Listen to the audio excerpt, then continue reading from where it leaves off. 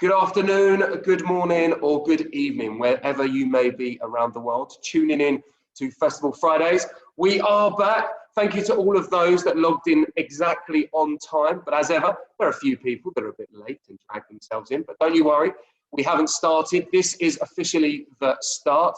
It's wonderful to have so many people in the room. It's wonderful to have you all back here. We have a really exciting session for you this afternoon. And to make it even more exciting, you know how we like to change things up, change the formats. We've got a slightly different format that we haven't utilized before. So it's a combination of questions, presentations, and presentations. So very exciting. So before we get any further, our first one back is all around gaming. Yes, for those of you who are a little bit older like me, your children probably talk to you about Roblox, maybe Fortnite, especially Call of Duty, or even FIFA. So what does it mean? What is gaming? How do brands get involved? We've seen Louis Vuitton in the space. We've seen O2 in the space. We've seen O2, the venue, in the space as well.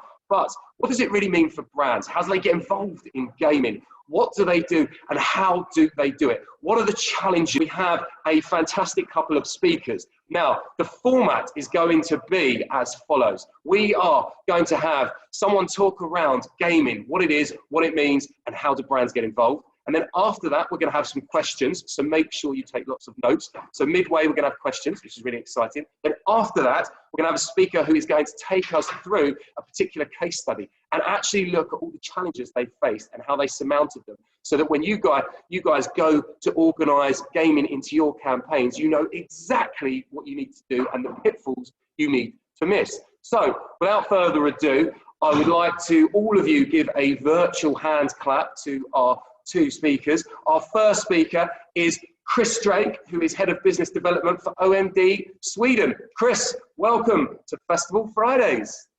Thanks very much. Great to be here, Jeremy. Nice to see you, and nice to speak to everybody. Hi.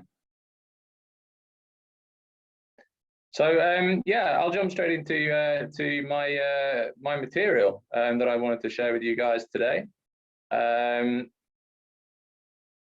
I can. Can everybody see that? Can I get a thumbs up or something from somebody just to let me know they can see it? Okay, fantastic. Thanks very much. Yeah. So yeah, I said I'll start off today and talk a little bit about gaming as a communication channel. I'm Chris, and I work as the Head of Business Development at OMD in Sweden. Very quickly about OMD. We're a global media agency. We invest more than any other media agency globally in media, around about $20 billion. And we kind of pride ourselves in both our effectiveness in communications and also our creativity. Some of the brands that we work with at OMD in Sweden and also globally, you can see here, I myself over my 10 years here at OMD have touched McDonald's and Mercedes and Renault and Discovery, to name a few others. So in my role, historically, I've been the client lead or the strategist on the business, which has given me all sorts of opportunities to investigate fantastic creative experiences for brands. And yeah, this is where our kind of Nordic footprint. I'm calling in today from Stockholm in Sweden, and there's about 155 of us in the office here delivering communication solutions. So anyway, enough about that. On to think a little bit about Sweden, because obviously that is my perspective.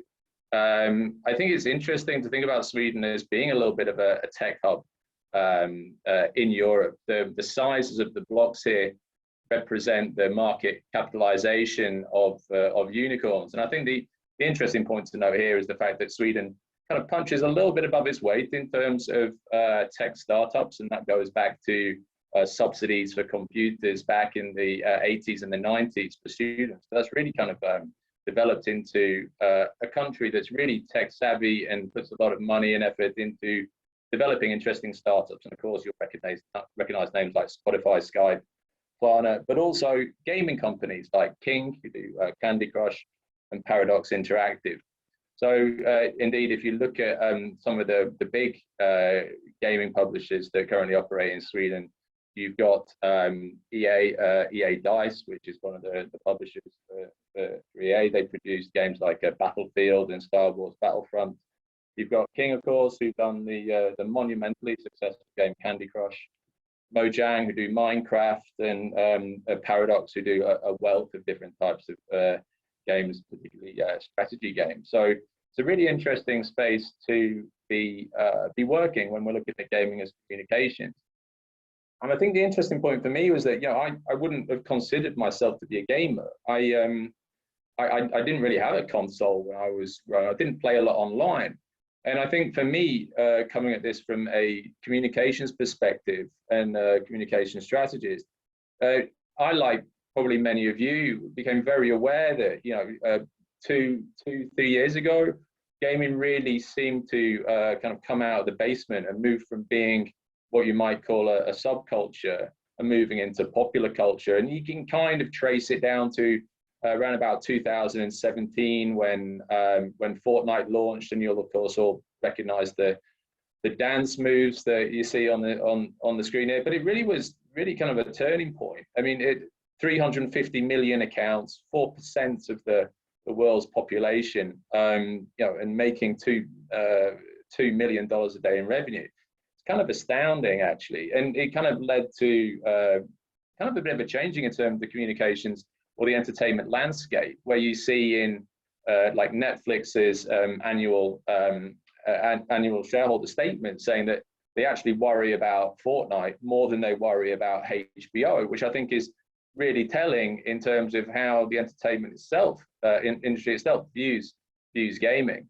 And indeed, if we look at actual revenue from people investing in entertainment, not ads, but people investing in entertainment, gaming is actually the biggest form of entertainment, bigger than music and film combined, and it's growing the fastest. I think that's crucial to recognize. And I think the other thing that you kind of realize when you come into this space is that you know, people talk about gamers. You know, are you a gamer? Are you not a gamer? And you know, if you look at the numbers, you find actually that, you know, 86% of global internet users play a game of some sort. 92% of people aged between 16 to 30-year-olds. So I think the answer here is that, like, you know, who's a gamer? Well, everyone's a gamer. It's something that people do from the cradle to the grave. I think it's quite interesting. Obviously, you can see from on the left, younger players through to older players, and I'm sure we can all see ourselves somewhere in that matrix in terms of who they play. Obviously, the sweet spot is in the middle there. You know, the 16 to 30-year-olds playing Call of Duty and other games in the middle, like FIFA and what have you. That's the sweet spot. But in essence, everybody is a gamer. And it's not just the fact that, of course, people are playing games. What also changed the fact that this is a huge entertainment sport. So people playing to watch other people gaming. This is just one example of a live esport event in Cologne. It's called ESL1 Masters, and they play Counter-Strike. It's a shooter game. But I think the thing that you probably want to take from this is the size of the audience, the passion of the audience, but also the type of brands that you are seeing who are engaging with it, like Mercedes, one of the brands that we work with at OMD for one. It's not just fast food and drinks, it's growing. So when we look at the audience, you know, how do we classify them? I guess we would call them, or I've called them when I speak to clients, you know, the unreachables, because these 2.5 million people in Sweden, and that's a lot in Sweden, that's 25% of the population. It's really difficult to find these people through other media. So if you look at some of the stats, in Sweden, 57% of Swedes 16 to 30 use ad blockers. It's an incredible number. So, you know, the high tech adoption comes with its downsides in terms of communication, but it's huge, isn't it? And then the second part is, like, how much TV do they watch? Well, 20 minutes every day, but I think that's more a case of an average. The bulk of them are cord cutters and don't watch any TV at all. 75%, in fact, subscribe, and they subscribe to video and music subscription services. So they don't want advertising, and they will say so. So, you know, and of course, you know, COVID has obviously brought more people into that. And it's not just the young people. Who it brought in more than anyone else was the older people. So boomers, you know, if you look at the numbers here, boomers is like 16% of boomers said that they tried a game for the first time during COVID. And I think that's very telling as well. So what is the power of gaming as a communication? I think the first thing to say is that it's emotive. It drives emotion in a way that many other media can't. So this is a study by Ipsos looking at what people say in terms of the media that drives the most emotion within them. And of course, I think when you look at the numbers side by side, you can kind of understand that, you know, nobody is frequently bored to tears by a print ad. But I think you could say that by some of the communications that we're starting to see in the gaming space. And that's because games are actually designed to deliver emotion. There's a great book by Tyler Sylvester that I would advise reading, even somebody who's not interested in gaming, but they talk about how you actually design a game to evoke emotion within individuals, not just those fleeting moments of emotion, but over a period of time, an arc of experience, they call it. So yeah, everything is set up and designed for driving those feelings in individuals. And when that comes to actually business efficacy in terms of driving sales, yeah, there is a wealth of research that has shown that reach, which we know what we've seen that gaming delivers, and emotion are the two key drivers of sales. So despite this, what do we see in terms of ad investment? Well, compared to social, you know, there's 3.5 billion social users, and social takes $93 billion of ad spending.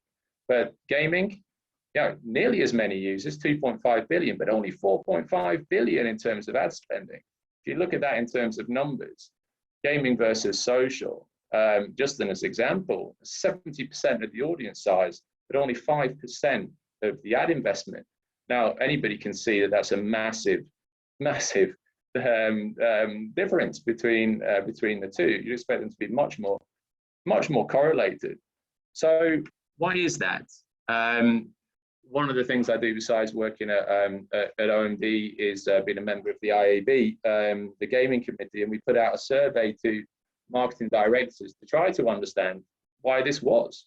You know, why are brands not investing in a media that has such a big audience, that are so engaged, and I really love being in that space? And what we found is that, of course, knowledge is a major factor. Only 15% of people said they have very good knowledge about the gaming space. More than 50% say they are poor or very limited. So knowledge is a huge factor. The second point, and I think this is really interesting when you say, you know, why not, is the fact that over 63% say, you know, they don't want to target people under 18. And yet, you know, what we've already seen in this presentation is that actually that's not of course it's a large proportion, but it's not the bulk of the audience. So it just stresses a huge misunderstanding about who is actually playing games. It's not just people in their basements. You know, we also asked, what would you like to know more about? And the key thing I think that came through, besides the audiences, of course, was I don't feel I have a holistic overview of the gaming space. I don't know what the media landscape looks like in the same way I understand the TV and the video landscape. So yeah, clearly there's a job to do. There's a job to do for me and people like myself who work at agencies to draw up a clearer picture of the game space, but also, of course, for marketing directors like yourself to engage and learn about it too. So, you know, we don't have time to go into a lot of strategy, but one of the ways that we talk to our clients, to keep it super simple and quick, given the amount of time we've got, is kind of the zero to hero strategy, where you kind of start in the bottom left-hand corner as one of them, or a zero, where you have kind of a lower investment, but of course you have lower engagement with your audience, and then increasing and learning more about your audience before you become one of us. So if we talk about that more realistically, we talk about stage one as starting with just tapping into reach, just starting to reach these people who I see increasing on media schedules, people not reaching these people by excluding gaming from the plan. So, you know, developing a gaming vertical in the same way that you develop any other vertical to start reaching these 16 to 35-year-old individuals. The second part, you know, supporting and listening, you know, moving from that and investing in deeper engagement through things like sponsorship and social communications. And thirdly, once you've listened and learned from parts 1 and 2, you can really start to develop your own experiences and maybe even moved into branded content. So some examples of that. This is the Activision example, and of course Activision published Call of Duty, and last year we launched Black Ops Cold War, fantastic game, and for this we implemented our gaming vertical. And if you look at the kind of the logos in the middle there, you'll probably recognize a lot of the publishers, so people like Fever and Cafe and Vice, but also super interesting solutions like Adverty, and obviously Alex is going to talk a little bit more about their solution in a little bit. But you can see, for example, an image there at the top of a way you can actually place an advert within a game. So if you're looking to speak to this audience, clearly that's a great way to speak to gamers in a medium that they love, trust, enjoy in a non-intrusive way that really makes people sit back and think, wow, yeah, that's great. And the other thing to note, I guess, in terms of the gaming vertical, is that it really does drive reach if you build it right. So at OMD, for example, our gaming vertical, if we add it on top of video or TV on its own, we reach 26%. TV and video, we reach 54%. But if we add on a gaming vertical on top of that, including sites like this, we can reach up to 70%. So it's crucial. Then I think to follow on from that, it's like, well, what do we say? What do we say in that gaming vertical? How do we communicate to these individuals? I saw this on the ad on the tube the other week. It was an ad for Multisoft. It's for programmers. Now I've got no idea what this says, not a clue. But if I was a programmer, I would think that is really talking to me. This person understands me. It's talking my language. I'm more compelled to pay attention and act upon it. And I think the same could be said for gaming. So here's just some examples of great work that have been in this space that I've seen over the last 6 months or so. Gucci, for example, partnering with a gaming team to talk about the effect of time when they're playing games. More bombastic activations like Nike, all in, talking about training camps, in the next Olympics. And then Mountain Dew going with something a lot more simple in terms of talking about the effect of Mountain Dew on their ability to play games. So you don't have to spend millions, which is that can really resonate. But it does help to bring the gamers into the equation in terms of determining what you can say. The second thing being, if you develop your gaming vertical and you're putting out communications that you think resonate, the second thing you might want to do to build on that is doing sponsorship. So activating the space, maybe you sponsor an esports tournament, and then you listen to your audience. You think, okay, well, what do they feel about my brand in this space? What do they have to say? How can they contribute? And this is a great case for Philips OneBlade. They went to the space quite small in Sweden. They listened to their audience. They expanded across the Nordics. And they actually started sponsoring other games that their audience thought that they should sponsor. But not only that, the people who followed them also made recommendations as to how they should adjust the product. So in terms of getting feedback or direct product feedback for your audience, it's an amazing mechanic to do that. And then I think the other point I just want to make is that when I came into this space, yes, it is confusing. In terms of sponsorship of esports properties, there's a lot out there. I think I can't go into this detail, but we put this together for our clients to help them understand the esports landscape from grassroots level at the bottom, through to pro-am in the middle, through to world elite at the top. And then, of course, you know, the Swedish national team on the left, and teams that you could sponsor on the right. So I think the point here is, you know, challenge your agency to help them educate you in terms of the esports landscape, so you can find the right place to engage for your brand. And then the third part is once you've listened to your audience and you want to invest heavily, maybe you might consider doing branded content, whether doing branded elements within a game. So this, of course, is the well spoke of Louis Vuitton example, but it's talked about because it was incredibly successful for them. And I think it's interesting, not just because they're a luxury brand, but also because they invested so heavily and understood the importance for younger fans of Louis Vuitton that their digital presence or their digital persona was as, if not more important than their physical persona. So our own digital clothing brand with a separate revenue stream really paid off for them. And then, you know, it's not just branded elements. You could take that a step further and go into branded games. In Sweden, we've seen Estrella develop games for it's called Potato Zombies, I think it's called. Avicii, another Swede produced games who sadly passed last year, and indeed Porsche produced their own game as well, all with incredible success. And I think the interesting point here is that, you know, on top of the deep engagement and the brand love, obviously they've driven separate revenue streams for their clients as well. So it's advertising that actually pays for itself. So you know, just kind of round up that section. You know, this is the kind of the OMD Sweden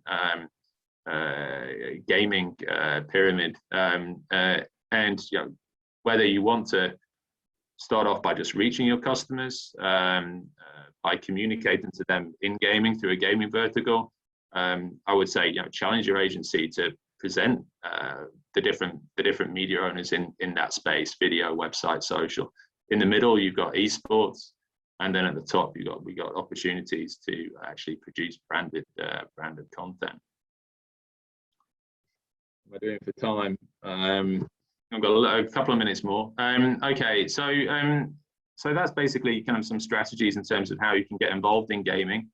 But what are the other reasons? Why is gaming so important? And I think if we look to the future, you obviously probably have heard the term metaverse, a collective virtual shared space that kind of represents the future of the internet. I've got to be honest, when I first heard it, I thought, hey, I'm never going to use that term. I think it's a cliche, but the more you use it and the more you understand it, the more you kind of understand that it is a useful way to understand how we will maybe interact with each other over the next 5 to 10 years. And of course, AR and VR is the lead into that. VR, of course, being an alternate virtual world, and of course, they exist in kind of hodgepodge blobs at the moment, created by different actors.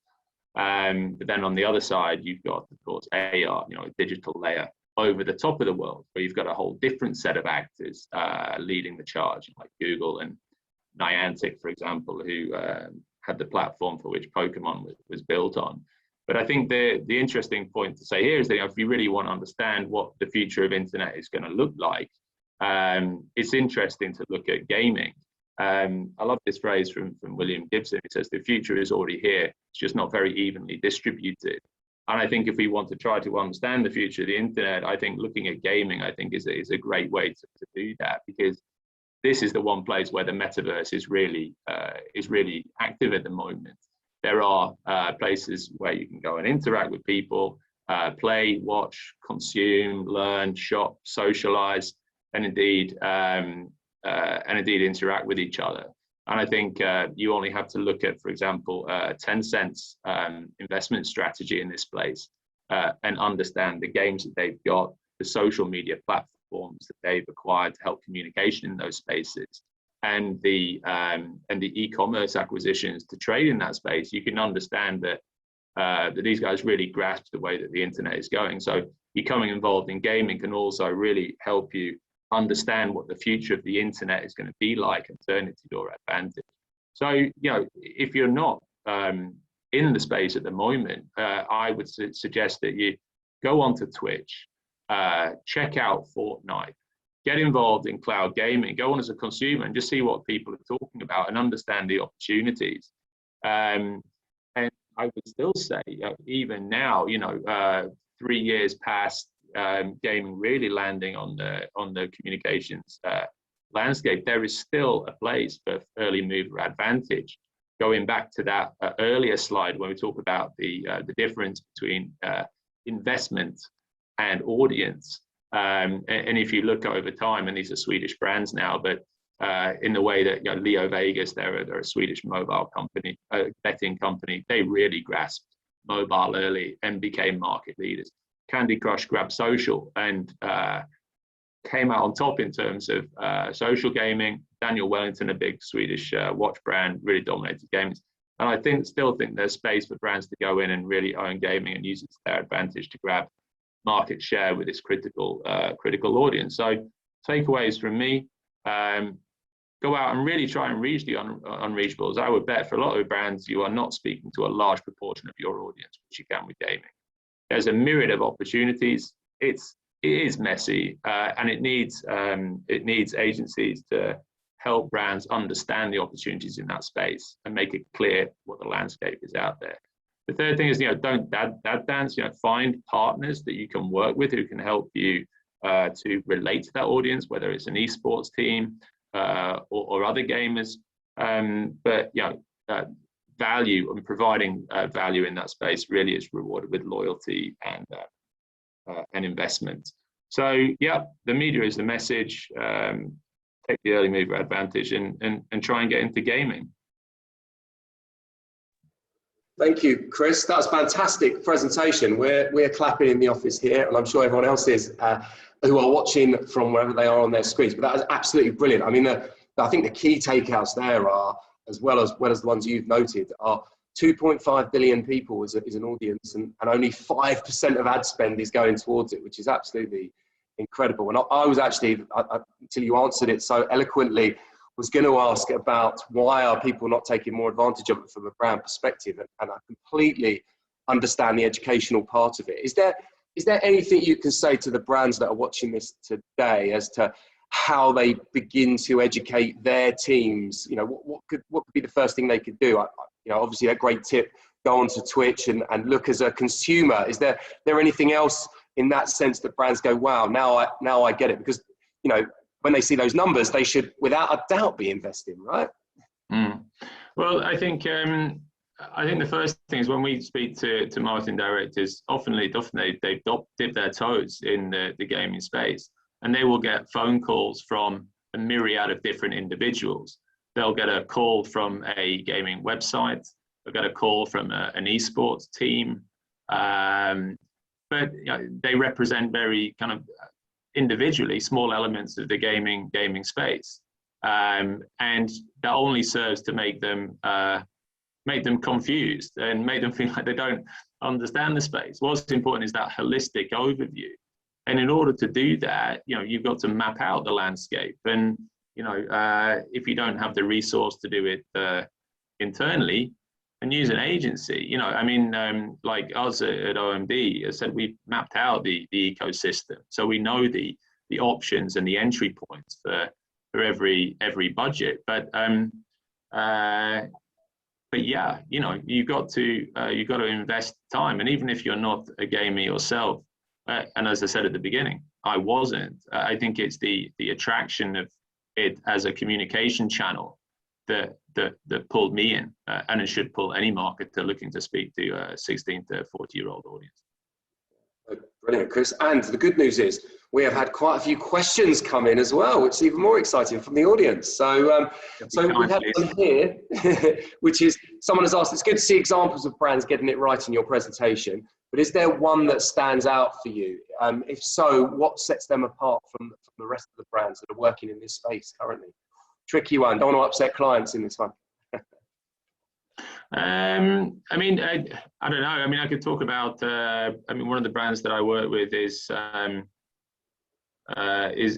McDonald's, and I think it comes down to understanding, of course, understanding the audience. I mean, so for example, McDelivery is an interesting service that McDonald's offer, where you can order food to your house through the click of a button.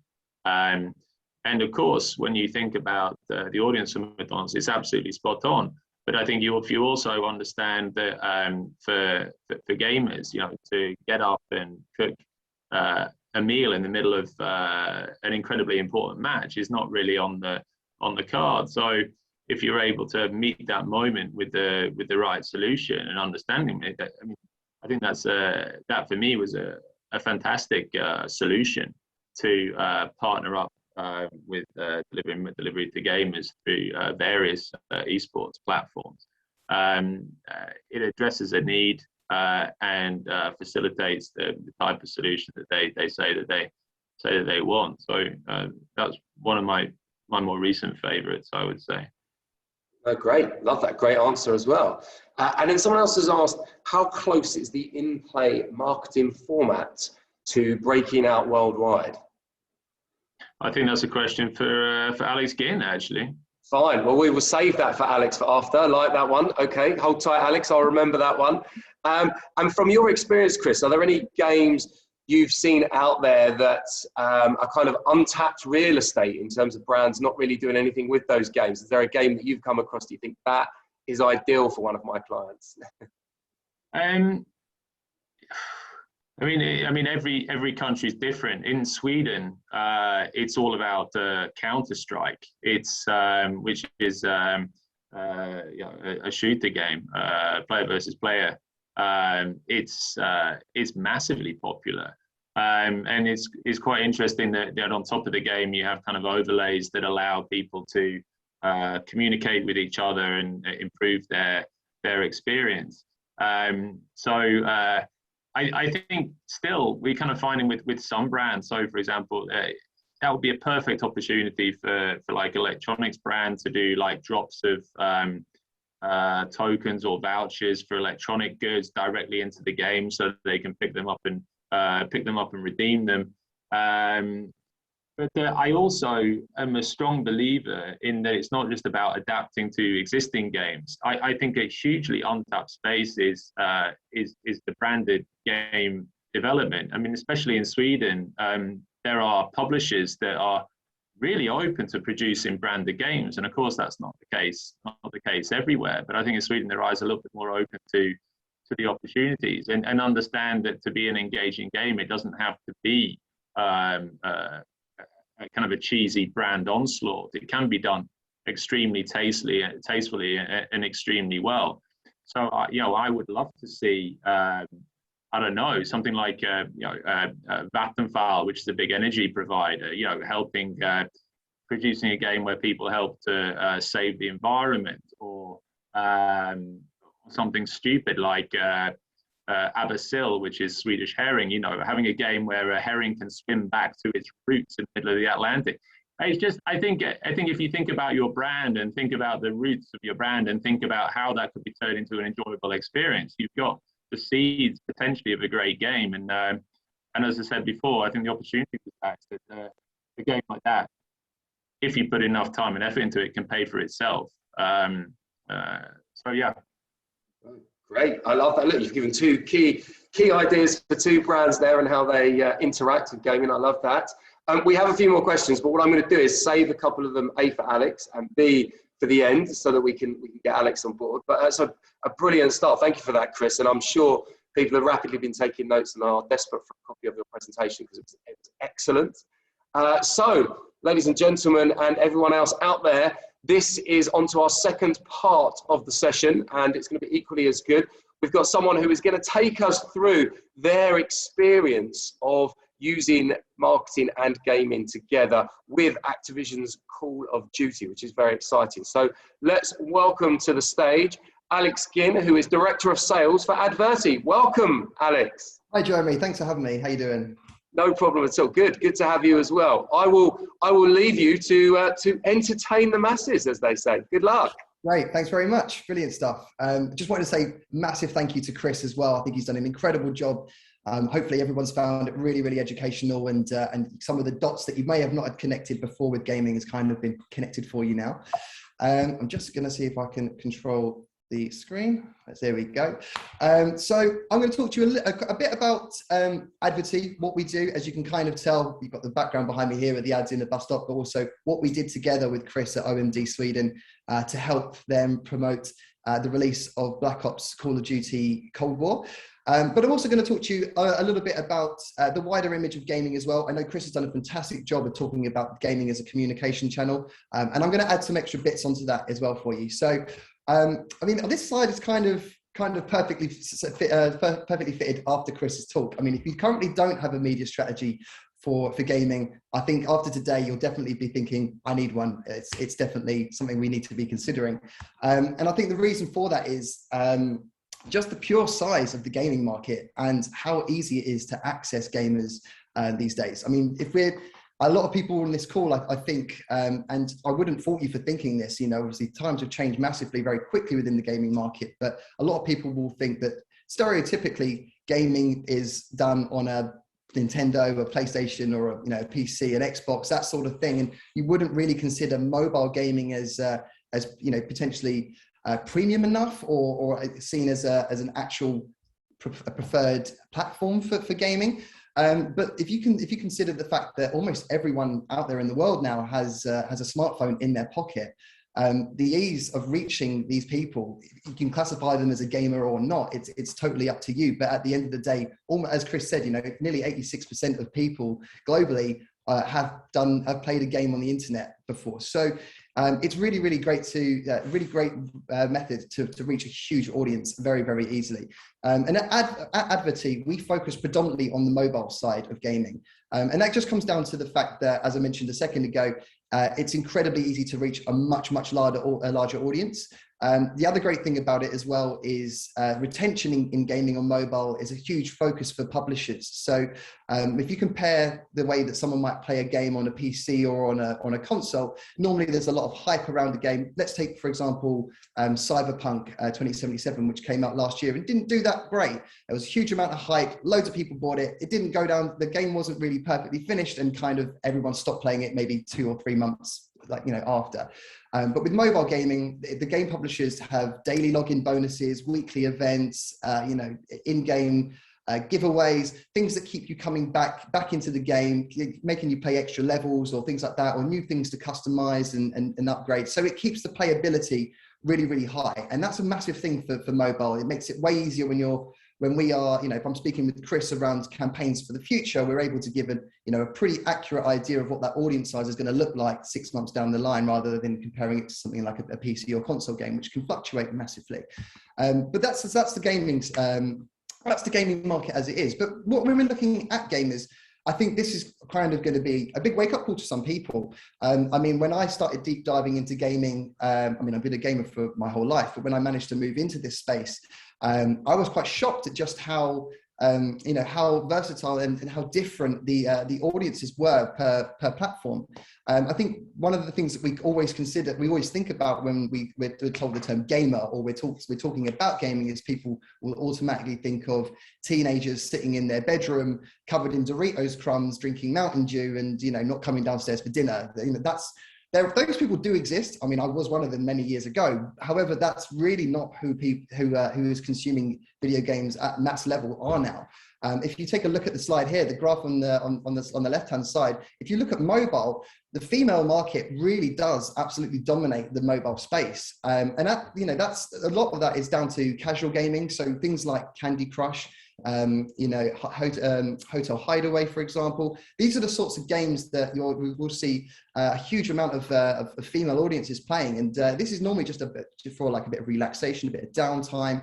But if you want more competitive, more techie, more focused, competitive gamers, and that's when you'll tend to look more at the mobile and the console and PC side of things, because that's traditionally where you see the likes of the Counter-Strikes, the Fortnites, the big, or League of Legends, these sorts of things there. But it's a very interesting point to consider, that your audiences aren't going to be the same per platform, and that's something that we definitely notice ourselves too. I mean, naturally, we do have games that are almost completely played by male audiences, and then we have games that are almost completely played by female audiences. So there are games out there and genres of games out there for each brand, for each audience segment. And it's something that we like to, it's something that we find quite enjoyable, is matching those games to the audiences that you're looking to reach. Another part of it is looking at the actual mobile gaming landscape itself. So back in 2019, which feels like forever ago now, time spent on mobile had finally outpaced TV. Now, obviously, we went back into lockdown pretty much everywhere last year, so I don't even know if that's still a thing or not, because we spent a lot of time at home. But what I do know is there was an insane burst of people playing video games, and be that mobile, be that console, it massively boomed. I mean, I think within the first month of the lockdown in the UK, our network grew organically overnight around 35%. So we just had all these new players playing the games that we had on our network, which was incredible. And what's been really interesting to see is where we've come in and out of lockdowns is we've not really seen a huge drop off. We're now seeing more people that weren't gaming before, or weren't playing these games in particular, enjoying them, still playing them a year on. And these may have been people that have just had not really sat down or decided that gaming was something that they'd like to do when they wanted to relax. And it's great to see more people playing games globally. I love it. It's a great thing for me. Chris pretty much did a slide like this earlier, so I'm not going to spend too much time on it, but just going back to the social versus gaming reach thing, it is insane that, gaming is almost the same level in size compared to social, and yet the ad investment is just not there. And I think from doing this for the past 3 years and speaking with agencies and brands directly around gaming, there is definitely a massive lack of knowledge and education on it. I think the majority of people might say, "Oh, I know about gaming. My son plays Fortnite," or something like that, and that's just a very, very small, minute part of it. I mean, you've got influencers, you've got streamers on Twitch, you've got branded, rebranding of games, in-game concerts, esports team sponsorship, and things like that. It's honestly quite limitless, the gaming space, and there will definitely be more to come out of it over the next few years. It is already the biggest vertical in the entertainment sector, and I think this screen, although it's a little messy, I'm going to leave it up just for a couple of seconds, a couple of minutes, so you can actually get a good read of this. But this is some quotes from some of the eyes of marketing experts at some of the large holding groups, as to why they have started building out their own dedicated gaming teams. So Publicis, for example, launched Publicis Play last year, and they wouldn't have done so if they didn't think that this was, a really, really great opportunity for their brands to be in. Obviously, when an agency takes this direction, it's a very serious direction, and you don't just put money behind something just to see how it goes. This is tried and tested. There's been lots of research done, and they know that this is something that brands should be looking into. I think one of the great things is the quote from Nick Farnhill here is, using the frame gamers is about as useful as using the term TVer or movier. It just doesn't really make sense, because almost all of us, I would personally classify myself as a gamer because I play games all day long. Well, not all day long. I do some work as well. But then you've got people that, will only maybe watch 5 minutes of TV, but you wouldn't call them a TVer. Or you might have someone that watches it all day long, but would you call them a TVer? It's just not how it goes. The other thing is, you look at Dentsu in the UK, they launched D-Game last year or the year before now. And again, this was a way to bring in esports and bring brands into the gaming world. And this is a really, really great opportunity for brands on a global level to start experiencing what many of us in the gaming space have enjoyed for so long. And I think what we want to talk about, what I'd like to show you guys is currently how we are doing such a thing, and how we're doing it positively in a non-intrusive way, and making sure that we add value to the gamer and to the brand. You know, one of the things that is the main foundation of Adverty's ethos is we don't want to disrupt anything. We don't want to interrupt your experience. As gamers ourselves, you know, we learn a lot from, you know, the experiences that we've had. So mobile gaming, when, you know, the early iPhones came out and everyone had, you know, was downloading any app that was on the store, it was pretty much, they were pretty much, you know, flooded with headers, header ads, footer ads, interstitials. You've got to wait 30 seconds before you press the tiny little X, and then you click through by accident, and all that sort of stuff. And we wanted to make sure that those sorts of ad placements, yes, they make the publisher money, but it doesn't have a really good brand perception, and it definitely doesn't make the user feel like they're being listened to, or their, you know, their feelings matter, and that can massively affect the retention and how they experience the game. So we built our own ad units and our ad solution basically to add a level of realism and legitimacy, I can say that right, to the game. And if honest, it does surprise gamers, and it's in a positive way. If I can replace a bus stop ad like the Coca-Cola ad right here behind me, with, you know, it might have just been a stock filler ad for maybe a fake hair product or a fake hair shampoo or a fake hamburger. You replace that with a real ad, it adds to the realism of the game. And, you know, I do blind tests with a couple of friends or people in agency land, and I'll pass them my phone and be like, hey, play this, run around, tell me what you think. And they'll run past an advert and they'll be like, oh my God, that you just don't expect to see it. But when you do, you really notice it on a conscious level.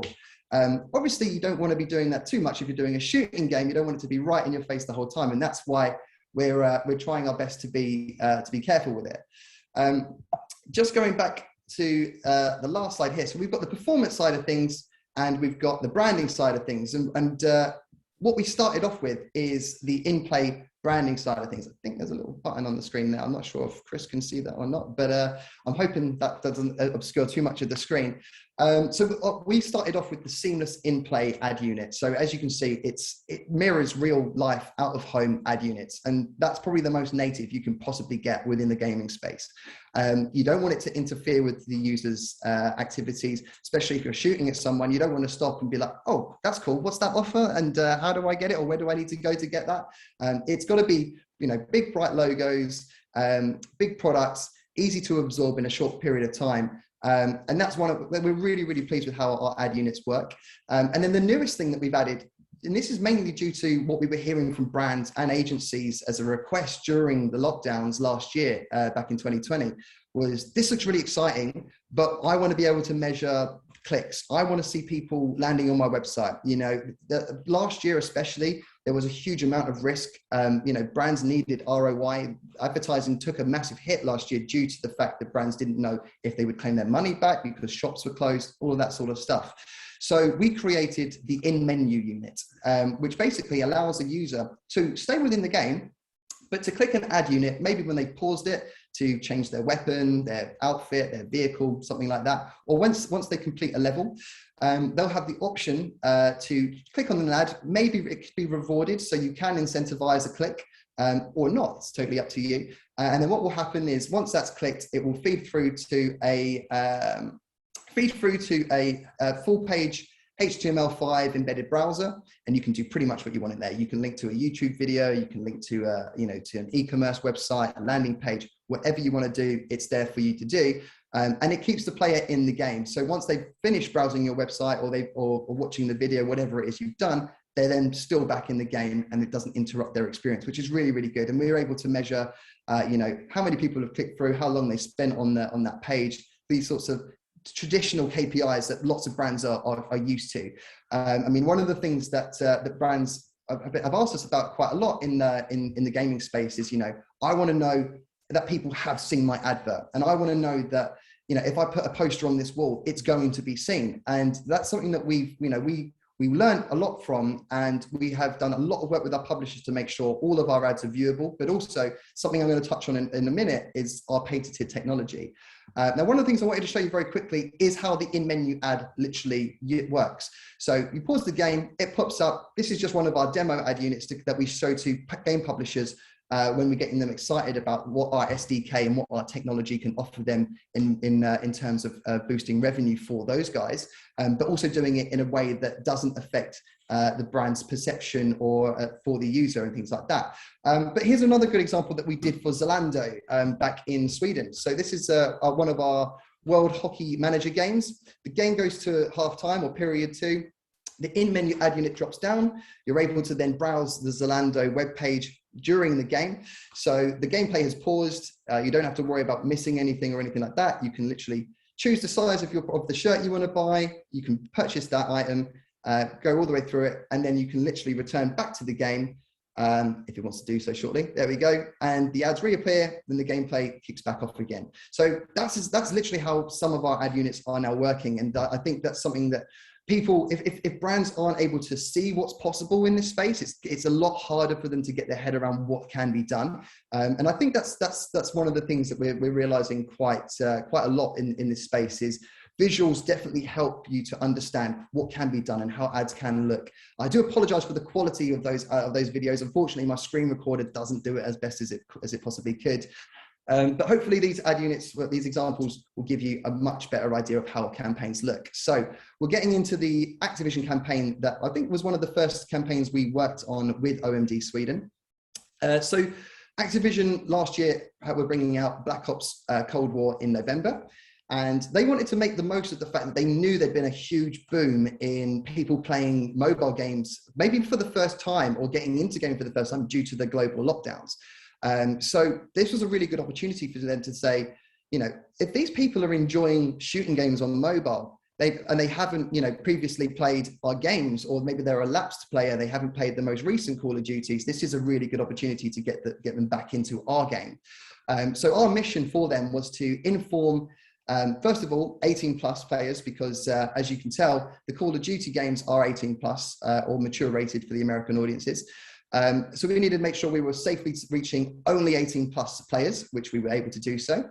But the other thing that they were really keen on doing is reaching just shooting game fans. And you don't want to be advertising in a, I don't know, in a kitten nursery game, for example, where you're raising cats, because it's not the right audience. So if you want a shooting audience, the best place to advertise is in shooting games. So we put the entire campaign into our biggest shooting games.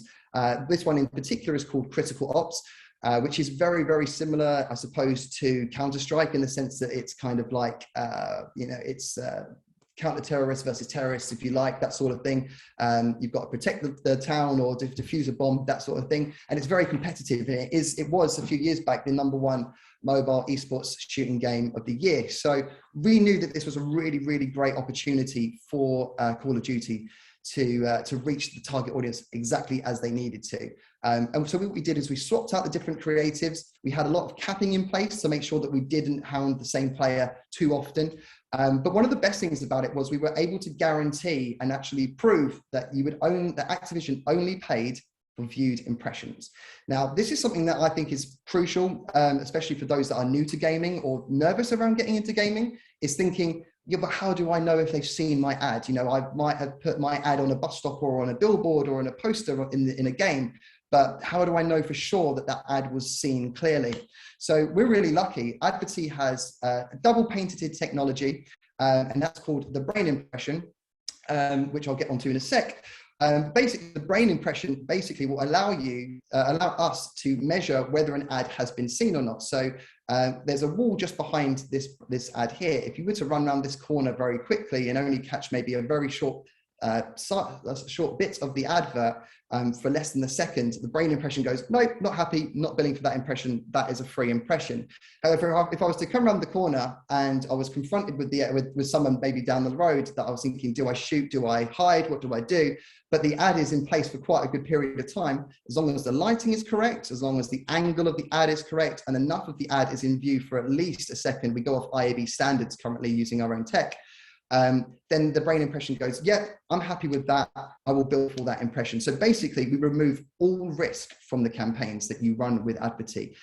You're not paying for rendered ads, you're paying for viewed ads. And that's a huge thing that I think needs to be offered going forward within this space. And I've done it a slide early. I do apologize, but I mean, as I've kind of explained the whole thing as well. But one of the great things about this is it's painted in both our mobile gaming space and also our AR and VR space. So we do have this technology available within VR too, which again is another exciting space that's emerging and definitely being played a lot more as the headsets get cheaper.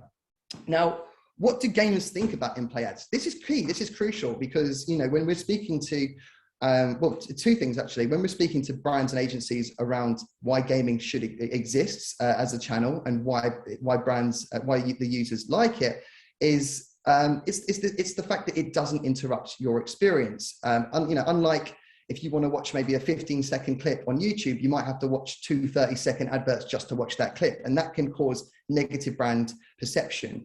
But in gaming, what we've noticed is after we delivered 40 million ads across the AAA mobile game over a 2-week period, we were able to check that there was no negative impact to user retention. The same amount of players were playing daily, weekly, monthly, nothing dropped off there.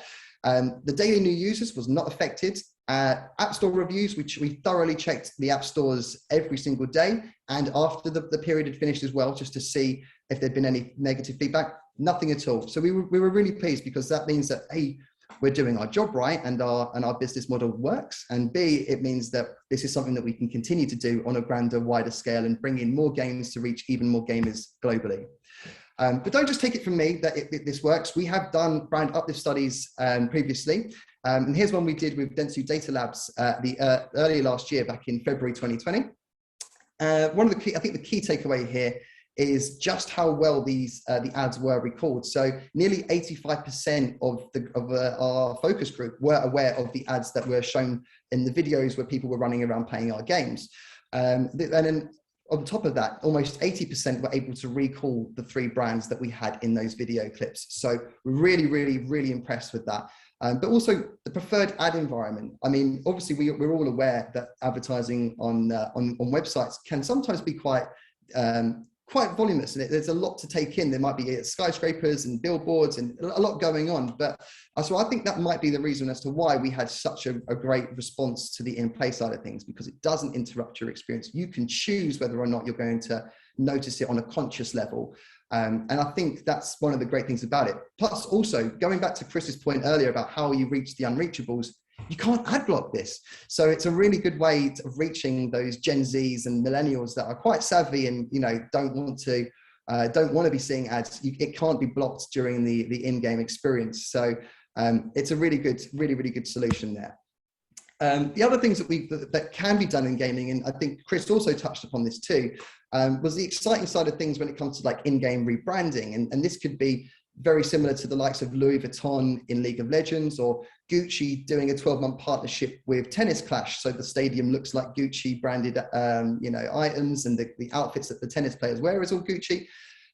This is a really great opportunity for brands to do something, you know, completely bespoke. You can build a game from scratch, or you can do an in-game concert sponsorship, or you can build a store inside of a game that people can walk around in, you know, similar to The Sims or something like that. I mean, really, the best way for me to kind of describe the opportunities in gaming is kind of, if you can dream it, we can code it. I think it's probably the easiest thing to say. It is limitless. And I think you'll see that with a lot of different things coming out soon. But you know, there is an opportunity for almost every brand as well within gaming. I mean, one solution might not work for one brand, but it might work for another. And I think a really good example is Final Fantasy 15. I don't know if we have any role-play game fans in watching today, but a great example was they did a wedding dress within the game, which were, when you went to inspect it in the shop window, was actually Vivienne Westwood branded, and it was a really clever native little hidden little gem there. But also the way that they had one of the main characters constantly talking about his love for the brand cup noodles. So you've got luxury, and then the opposite of luxury, literally a fast food pot noodles styled snack. But they know that, but that reaches that audience perfectly, because as Chris said earlier, you know, you don't really have the time to potentially go and make yourself a meal if you're in a big gaming session. So there is a way for every brand to reach a specific audience, and there are games that will reach that audience very well. I've kind of mentioned the different opportunities, as you've said here, but as you can see, you've got some opportunities to dress your avatars in certain games with the latest Nike fashion or Adidas outfits, that sort of thing. New cars you can put into games, especially the new electric cars that are coming out. Gaming is looking a really good opportunity to promote those, mainly because of the fact that they have a huge speed boost as well. So players will always like to race, use cars that will give them a good advantage. And the electric side of things is going that route at the moment. And then the in-game concerts. I mean, most recently we had Ariana Grande in Fortnite, I think it was. So there's loads that can be done. It's a really exciting opportunity, and there's even more that can be done. So even though you have esports teams and sponsorships and big tournaments that happen, there's also esports content. So, the likes of a Jimmy Kimmel late night show, for example, there's now those shows that are in the gaming space. So you can have celebrities that will do talks about their upcoming shows, but then be playing games whilst being interviewed. There's a lot out there that you would not know or may think about as an option, but there's a lot of things that are available to brands in this space. And I think that one of the last things I wanted to talk about as well, that sometimes has a bit of a mixed response, but I think it's a really easy one for brands to get their head around because of the likes of the success of influencer marketing at the moment, is streaming. And it's something that we've started to work on quite a bit more recently as well. So it's a really great way to include your brand with some people's favorite streamers, and the loyalty that fans have to their favorite streamers is huge. It's humongous. It might be because they play their favorite games or they just enjoy their content, and it's a really great way of actually reaching a huge audience that then it is immortalized on those platforms. Those videos don't disappear; they stay there forever. So you'll naturally gain more eyes over years. And it's a good way to give away, giveaways, or to have people review products or product placement. There's a huge amount of opportunity within the gaming space. And I think I'd love to kind of answer any questions if there are any out there at the moment. And hopefully Chris and I have done a really good job of explaining why gaming is not the future, because it's already here. It's just waiting for you guys to jump in and love it. That's absolutely fantastic, Alex. Brilliant. Really, really good presentation. And I think what comes across is just the passion you have for the gaming sector as well, which really helps. And I think, a combination of you and Chris getting in front of brands is absolutely fantastic. It will certainly go a long way to achieving some of the education that we certainly need in the industry when it comes to gaming and branding. And yes, there are a few questions for you. I mean, I've got a few in my head, and I am conscious we've done an hour now as well, people. So don't worry. However, there are a couple of ones which I think is really interesting. Someone has asked, how do you feel about the performances of games on mobile versus console versus PC, and whether there's an issue, or whether advertisers can go across all three quite seamlessly? Sure. I mean, we've got, obviously 5G has pretty much rolled out, or is still being rolled out at the moment. And that's given access for gamers to the likes of cloud gaming. So you can run, almost like a PS5 quality game from your mobile device now. And I think things are only going to get easier for people. And the other sets that are coming out now are almost dedicated gaming devices, or are able to perform incredibly well, almost to the likes of previous consoles like the PS3 or PS4. They're kind of at those sorts of levels of performance. So I would say that it's currently a very, very good space to be in. And I think as the in-game world expands, I would say it's still very much in its embryonic stage. We're still building out a lot of the companies in the space are still building out the tech, and we're still building out the network of games and that sort of thing. But I think we will definitely see the ability to buy across PC, mobile, and console all in one go.